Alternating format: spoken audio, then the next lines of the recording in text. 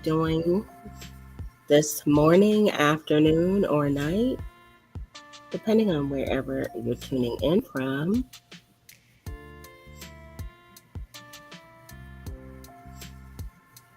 How are you guys doing today? I'm going to give it a little bit for some people to join. Guys, come on in. Come on in.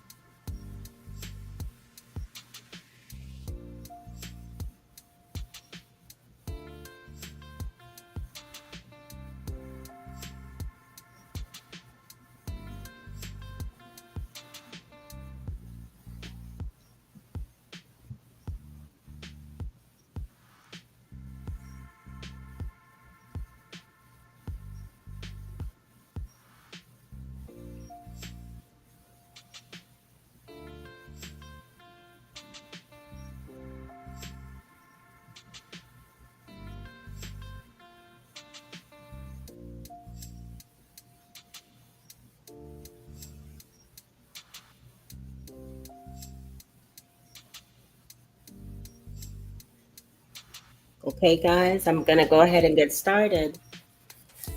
I wanted to come back today with, I'm going to share some remarks that Kamala Harris made. So, before I share that, I want to share some additional details that I found out about the current Democratic presidential candidate, Kamala Harris. She ran for president in 2020. She did run for the presidential nominee, but the nomination was secured by Joe Biden, who then chose Harris as his running mate.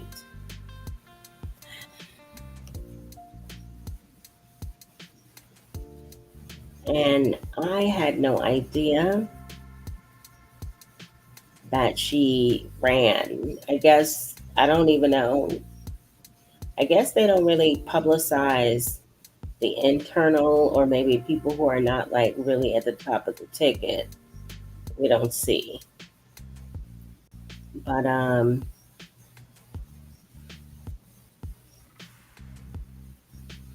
as we all know, Joe Biden has currently abandoned his bid for reelection, and he's endorsed Vice President Harris as the Democratic Party's nominee in the presidential elections for this year. A little bit about Kamala and her background and her family. Her father, who was Jamaican, taught at Stanford University, and her mother, the daughter of an Indian diplomat, was a cancer researcher. Her younger sister later became a public policy advocate after studying political science and economics at Howard University. Harris earned her law degree in 1989 from Hastings College. What is her role as the vice president? As Joe Biden's candidate Harris was tasked with issues including migration at the southern border, voting rights, and abortion. In the wake of the 2020 2022 Supreme Court ruling in Roe v. versus Wade Women's Health Organization, she became a vocal and effective advocate for women's right to health care, including abortion. That continued into the 2024 campaign, where she was a regular presence on the campaign trail, warning that re-electing Trump would further limit a woman's access to abortion care. As president of the Senate, Harris passed a record number of tie-breaking votes, shattering a nearly 200-year-old record. When Biden dropped out of the 2024 race and announced his support for Harris, she responded by saying, "On behalf of the American people, I thank Joe Biden for his extraordinary leadership as President of the United States and for his decades of service to our country. I am honored to have the President's endorsement, and my intention is to earn and win this nomination." As far as some of the policies that they have spearheaded, March 5th, 2021, there was the passage of the COVID-19 stimulus package. Harris played a critical role in passing the 1.9 million vid relief package, casting the tie-breaking vote in the Senate. This package included direct payments to Americans, extended unemployment benefits, and significant funding for vaccine distribution. November 14, 2021, Infrastructure Investment and Jobs Act. Harris helped to secure the passage of the Infrastructure Investment and Jobs Act, which includes $1 trillion investment in the nation's infrastructure. A significant portion of the funds is dedicated to replacing all lead water pipes in the U.S., improving public health and safety. April 6, 2022, confirmation of Ketanji Brown Jackson. Harris presided over the Senate vote to confirm Jackson to the Supreme Court, making her the first Black woman to serve on the nation's highest court. This event marked a significant milestone in the representation of African Americans in the judiciary. June 24th, 2022, the passage of pumpkin safety legislation. Harris was instrumental in passing the first major federal pumpkin safety legislation in nearly 30 years. The bipartisan Safer Communities Act enhances background checks and provides funding for mental health services and school safety. Now, that is a huge one. You know, we have seen a lot of mass pum-pums. We have seen a lot of people acquire weapons through erroneous methods. So this one is very noteworthy. Hey, BB London. Hey, Bush Babies. Thank you guys for being here. I just want to share some additional things that I've learned about presidential candidate Kamala Harris. That particular act to me is important. Hey, replay gang. So on August 6th, 2022, there was the passage of the Inflation Reduction Act. Vice President Harris passed the decisive vote for the Inflation Reduction Act, which aims to reduce inflation by investing in clean energy and healthcare and by imposing corporate tax hikes. This act is one of the largest climate investments in U.S. history. Now, I'm sure that the Republican Party is not really interested in this one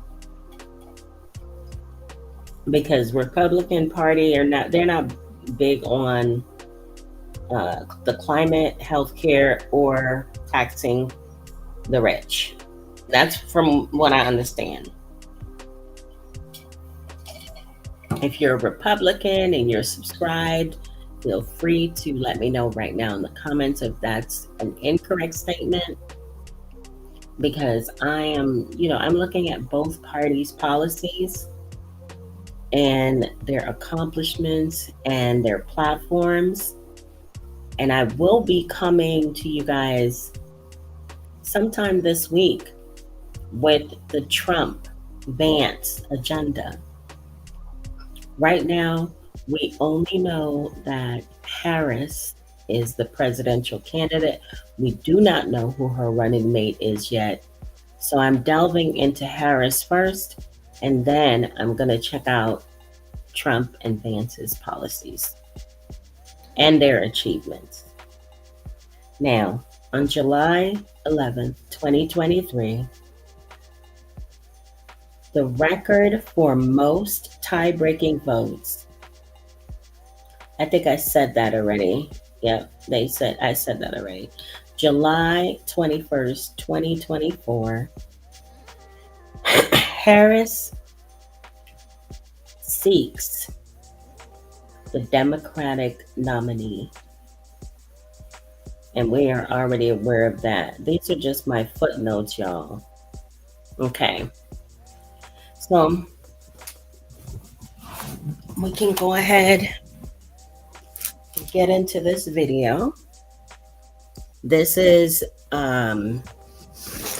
not her first public appearance, but the other public appearance wasn't really noteworthy because she was speaking at a school, I think, or some type of event. But this is remarks that she's making at the Democratic campaign headquarters. So let's check this out, guys.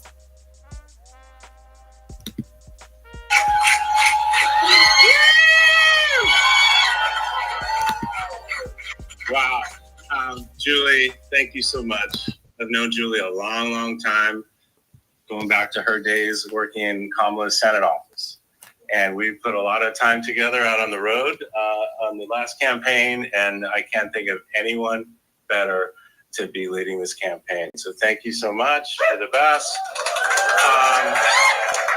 I was just very emotional listening to President Biden just then. I was emotional before I heard that because of who he is, what he represents, the empathy. He's had my back personally. Some of my toughest moments as second gentleman, one, leaving the career that I loved, it was always the president who came up to me and said, look, I know, kid, you're a great lawyer. I know this must have been tough, but what better way to leave that than to support your wife who you love so much and your country that you love so much. And it's hard to believe it was about 4 years ago, the first time I came to Wilmington is when she got the call from President, then candidate Biden, to be on the ticket. And we came here the next day. We went to their home, and he said with Dr. Biden, welcome to the family. You're now Biden's. And they made us cookies. And they called our kids, and they called my parents.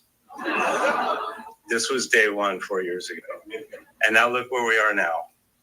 To have been able to serve as second gentleman with him as our president, Dr. Biden as our first lady. I'm grateful.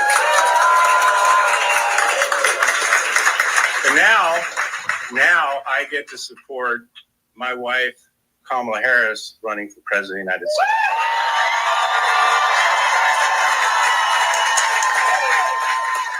Let me tell you something. We are going to win this election. We're on the right side of every single issue. And we have this team right here and thousands of others all around the country. How do I know? Because I've been traveling all around the country and I've met them. We have an amazing team. You have done an amazing job and you're going to continue to do that so we can elect Kamala Harris as the next president of the United States of America. So let's hear it for Kamala Harris.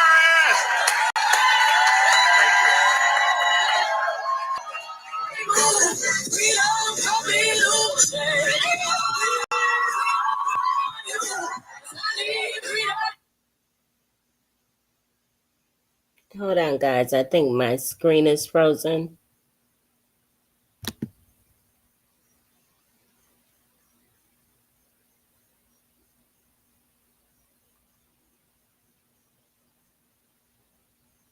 Because it's not there. Here we go. And now that's her husband, guys. And should she win in this election, he will become the first man.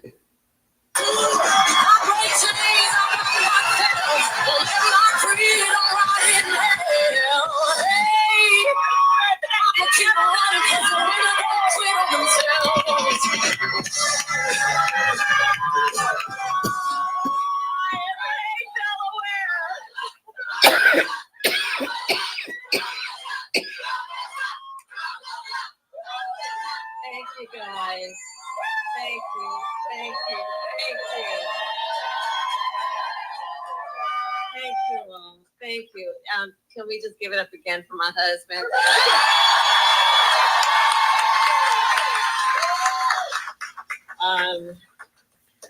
It is so good to hear our president's voice. Joe, I know you're still on the call, and we've been talking every day. You guys heard it from Doug's voice. We love Joe and Jill. We really do. They truly are like family to us. And we do. Everybody here does. It's mutual. I knew you were still there. You're not going anywhere, Joe. I'm watching you, kid. I'm watching you, kid. I love you. I love you, Joe.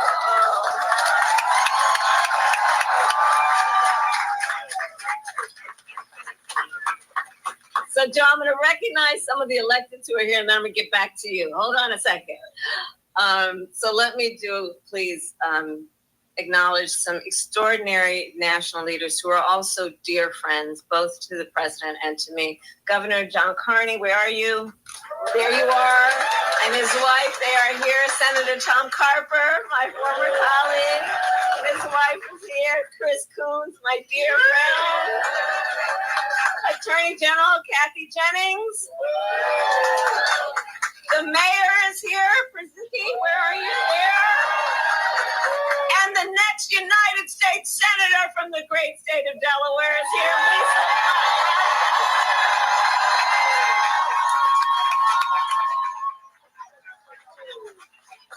And I know everyone here has seen these elected leaders in this very campaign office on a regular basis. And I know Joe is so thankful to them for their lifelong friendship, but I want to thank them also because you guys have really been carrying some heavy water from the first days of our campaign. So thank you all. This truly is a Delaware family. Thank you. I want to thank Jen O'Malley Dillon. Where is she, Jen? I'm going to talk about her in a minute. Julie Chavez Rodriguez. Sheila Nix. And the entire team that is here. I want to thank all of you and those who are joining from offices across our nation. So Doug and I wanted to stop by today to thank everybody. And So they're officially changing the campaign from a Biden Harris ticket to a Harris and whomever she selects as her running mate. So that's to be determined. They haven't made an announcement yet. But I mean, this is a tight timeline. This is a very, very tight timeline. She has to get out in front of the American people and, let them know why she's deserving of the vote over Donald Trump and, what her stance in on inflation, because, I mean, things are so expensive now. Everything is expensive. Rents, mortgages, gas, food, clothing, everything. Everything is expensive now. I remember, let me see if I go back maybe 5 years ago. No, probably a little further, 7 or 8 years ago. Things did not cost that much. It was not as expensive. It just was not. And I mean, I get it. There will be some inflation. There has to be some type of increase as we improve on the products and services that are being pushed out. But this is crazy. This is crazy. This is beyond inflation for the people. And the wages are still unacceptable, I would say, across the United States. I think we talked about this. I can't remember when, but I think someone let me know that California's minimum wage is $20 an hour. But California is one of the most expensive states to live in. I would say $20 in California is bare bones. You're barely making it. Not when a 1 and 2 bedroom is like three. Let me see. Let me ask Siri. Hey Siri, how much is a 1 bedroom apartment in California?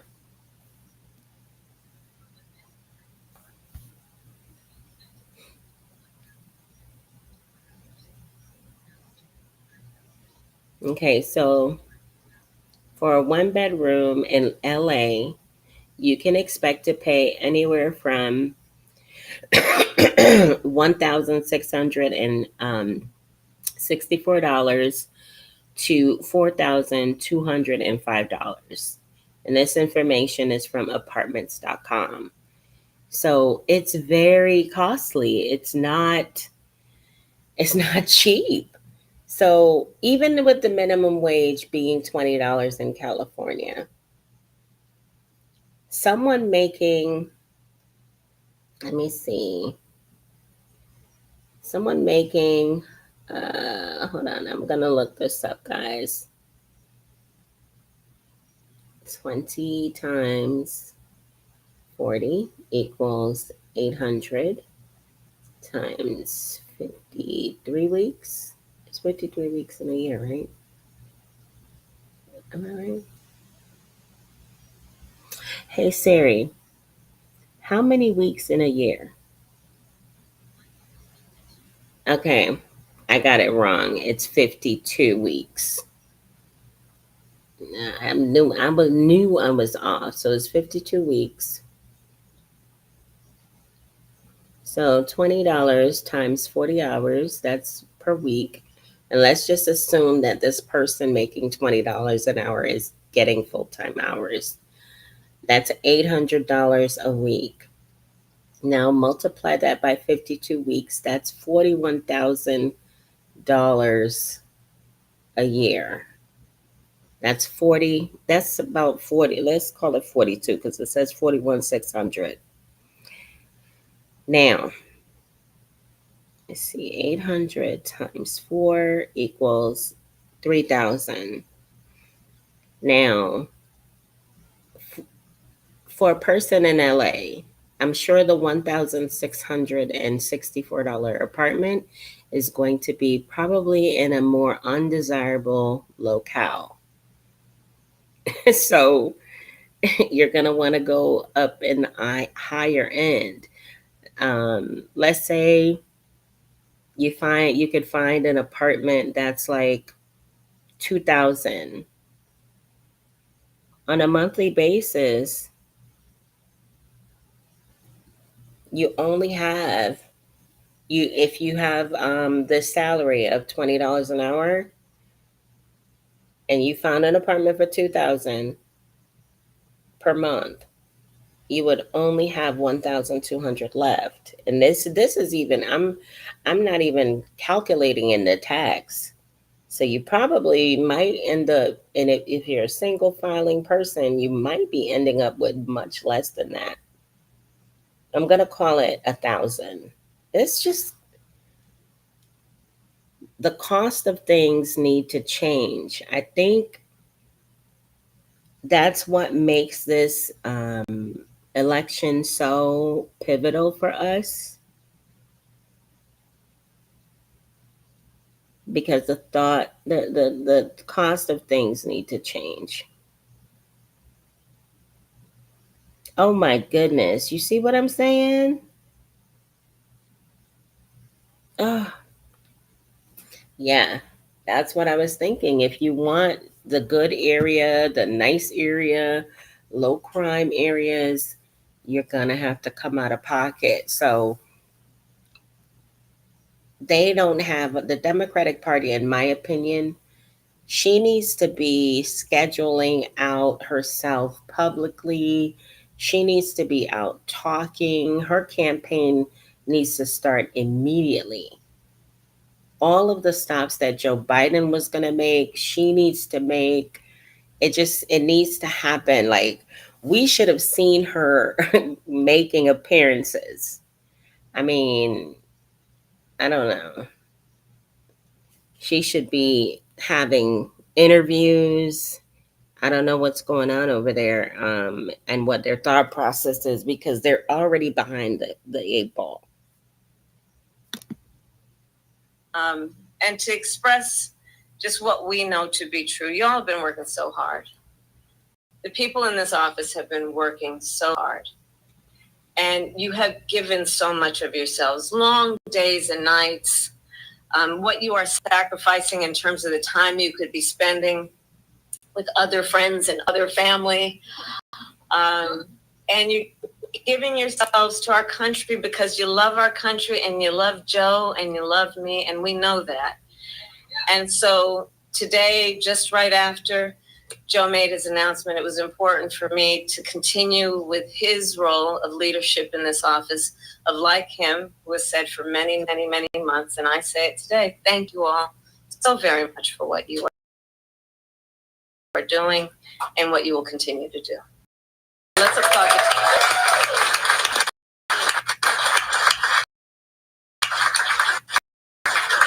And I know it's been a roll with so many mixed emotions about this. I just have to say, I love Joe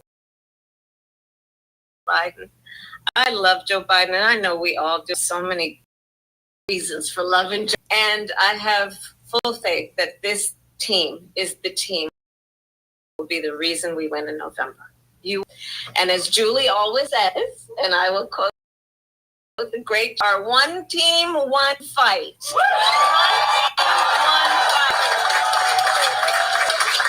And she's been an extraordinary campaign manager. She's going to continue in this role and get to victory in November. And we're all here because we love our country, right? We believe in our foundational principles. We believe in freedom and opportunity, justice, not for some, but for all.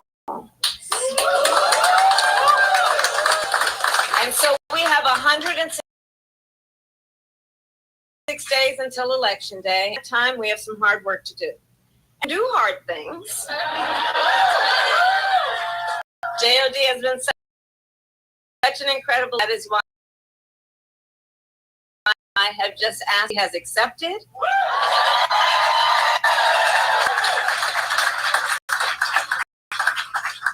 And so over the next 106 days, we are going to take our case to the American people, and we are to win. We to win. And so now I'm getting back to you, Joe.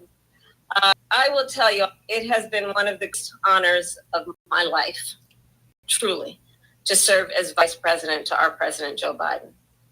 Joe's legacy of accomplishment, just over a lifetime, but just over the last 3.5 is unmatched in modern history. In term, he has already surpassed legacy of most presidents who served 2 terms in office. I know everyone here in the campaign, we know, but if we don't know, we got a problem. But I'm going to repeat some for those who might be guests at the moment. Joe got the COVID-19 pandemic under control. Remember those days? He has created more than 50 million new jobs. He brought together Republicans and passed historic legislation. And I'm going to tell you, I'm a firsthand witness to all of this work. I would sit with Joe in the Oval Office while he would bring members of both sides of the aisle and talk and see what they may have in common and how we can actually work towards solutions. Confidence in Joe. These accomplishments occurred. Joe has stood up for democracy at home, and he has always stood up for what he believes is right. And many of you may know, I first came to know Joe through his son, Bo, together as state attorneys general. And back then, Bo would often tell me stories about his dad. And he would talk about and the kind of man that Joe Biden is. And would talk about the qualities of father, and the qualities that both are the same qualities that I see every day in our president. His honesty, his integrity, his commitment to his faith and his family, his big, big heart, and his deep of our country. And I don't need to tell you all, you know Joe's background, right? I mean, he grew up in a middle-class family in Scranton. And he has never forgotten where he comes from. And so again, firsthand witness from being in the Oval Office to the situation and seeing him on the global stage with world leaders. President Joe Biden fights for the American people, and we are deeply, deeply grateful for his service to our nation.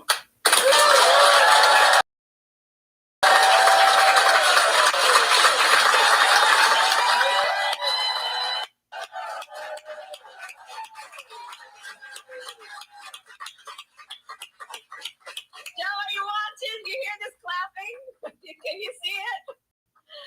I'm watching. I'm watching. Love you. You're the best, kid. And let us be very clear. Joe is not done. Far from it. There is still more work to do, and our nation will continue to praise his bold and visionary leadership as president. Thank you, Joe. Thank you. Age, but plot twist. I'm on a second date. My first Bumble day went Sorry, so well. guys, I got a more details. commercial. And it is my great honor to have Joe's endorsement in this race. You sure do. And it is my intention to go out and earn this number and to win.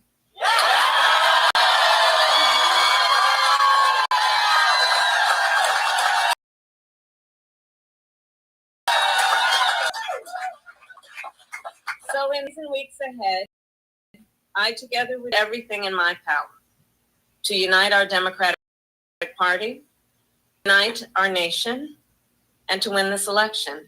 You know, as many of you know, before I was elected as Vice President, before I was United States Senator, General, if I've mentioned, of California, and before I was a courtroom prosecutor. In those roles, I perpetrators of all kinds.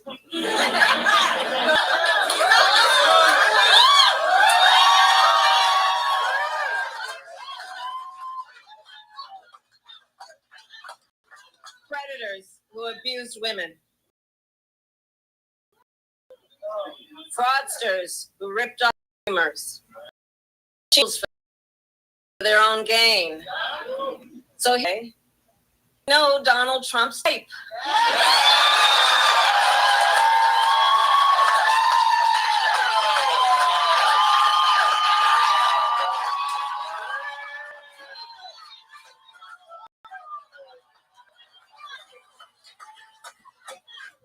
And in this campaign, I will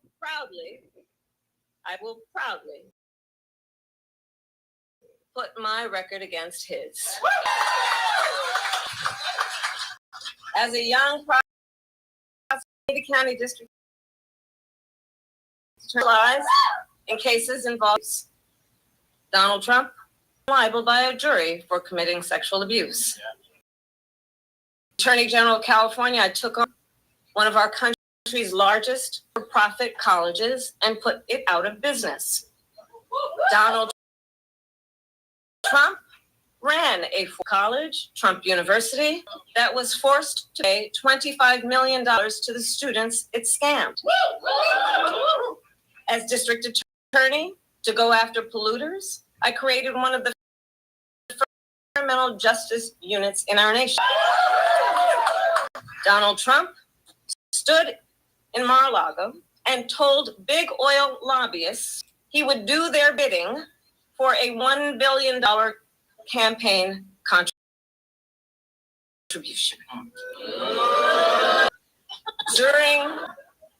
During the foreclosure crisis, I took on the big Wall Street banks and won $20 billion for California. Holding those banks for fraud. Donald Trump was just found guilty of 34 counts of fraud. No mistake, all of that being said, this campaign is not just about us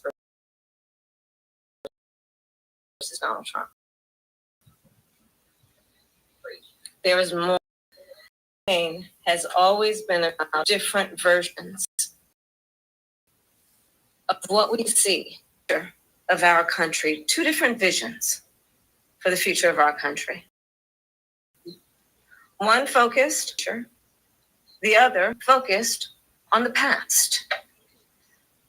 Donald Trump wants to take our country backward to a time before many of our fellow Americans had full freedoms and rights. But we believe in a brighter future that makes room for all Americans. A future where every person has the opportunity not to get by, but to get ahead. That's right. We believe in a future where no child has to grow up in poverty, where I can start a family and build wealth, and where every person has access to paid family affordable childcare. That's the future we see. Together we fight to build a nation where every person has affordable health care, where every worker is paid fairly, and where every senior can retire with dignity. All of this to say, building up the middle class will be a defining goal of my presidency.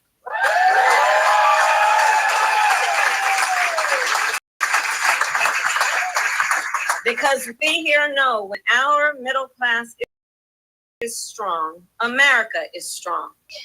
And we know that's not the future, Donald Trump. He and his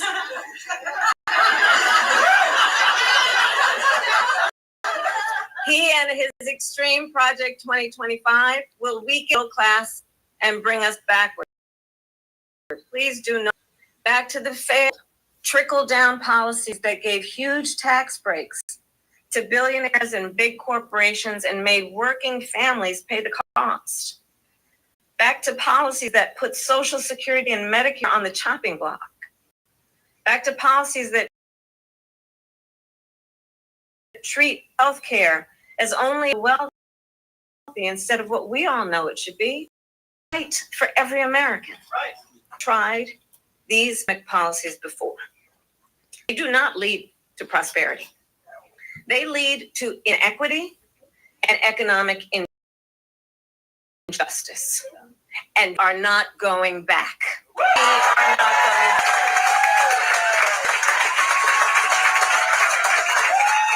We're not.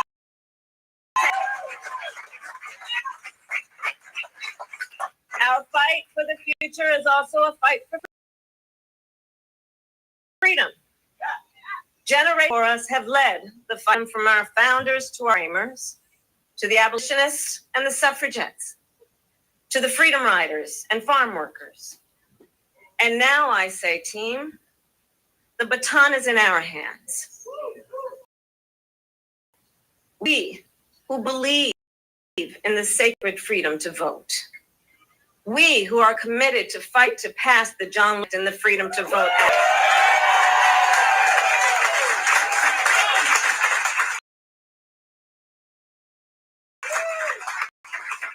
We who believe in the freedom to live safe from violence. And that's why we work to pass laws and an assault weapons ban.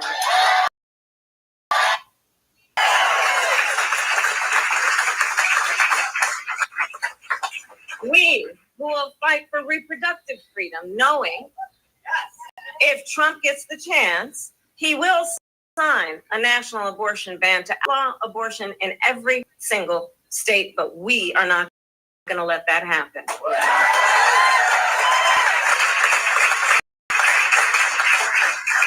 It is this team here that is going to help in this November to elect a majority of members of the United States Congress who agree that government should not be telling them what to do with her body.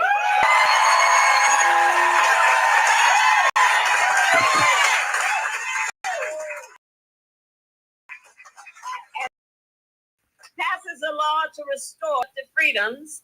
As President of the United States, I will sign it into law.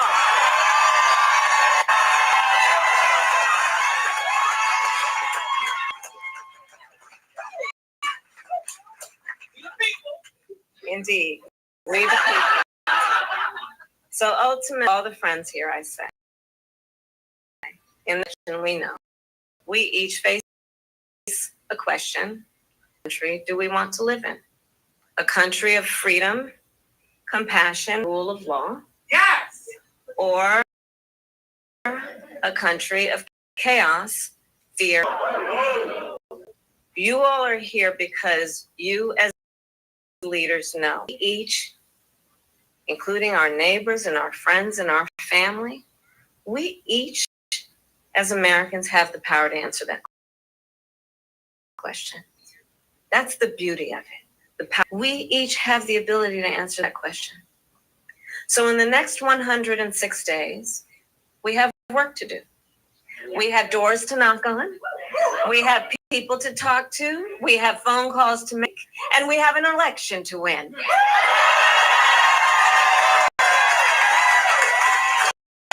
are you ready to get to work? Do we believe in freedom? Do we believe in opportunity? Do we believe in the promise of America? And are we willing to fight for it? And when we fight, we win. God bless you all, and God bless the United States of America and Joe Biden.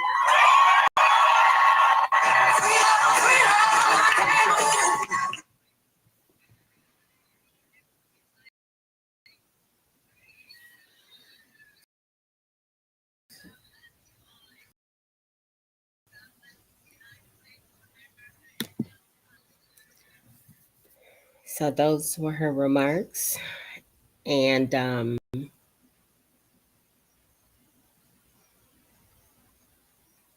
you guys hear me?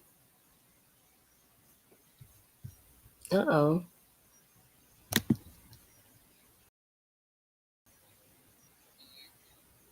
Go. Okay. Let me know in the comments if you could hear me, guys. I don't know that you guys can hear me.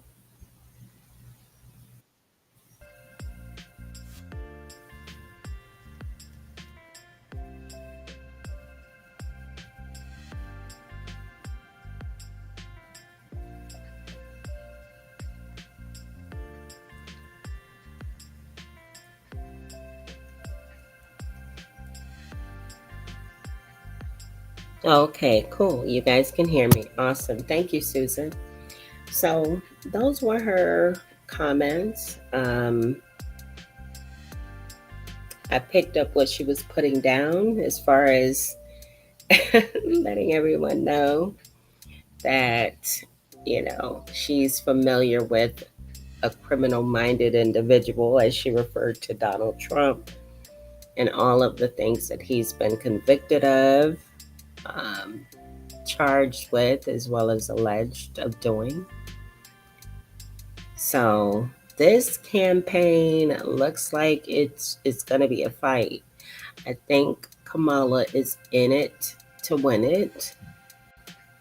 But again, I feel that she definitely needs to get in front of the American public and show what the platform is. Because to be honest, do you guys really think that Joe Biden was doing a good job of, presenting the Democratic platform? I don't know that I'm gonna, you know what? I'm gonna look at a couple of his speeches as well on the channel, just to be fair, because I've just recently started getting kind of like interested in watching what's occurring at the present moment, because I think this can be historical. Either way it goes, this is an historical event, and I'm definitely paying close attention to what's going on and sharing it with you guys. But guys, I am getting ready to go do some edits. I have some new content for this channel that I'm working on. If you guys are not already subscribed here, consider subscribing today. Set your notifications to all so that you're notified when I go live or add new content. And I'll catch you guys on the next one. Until next time, guys.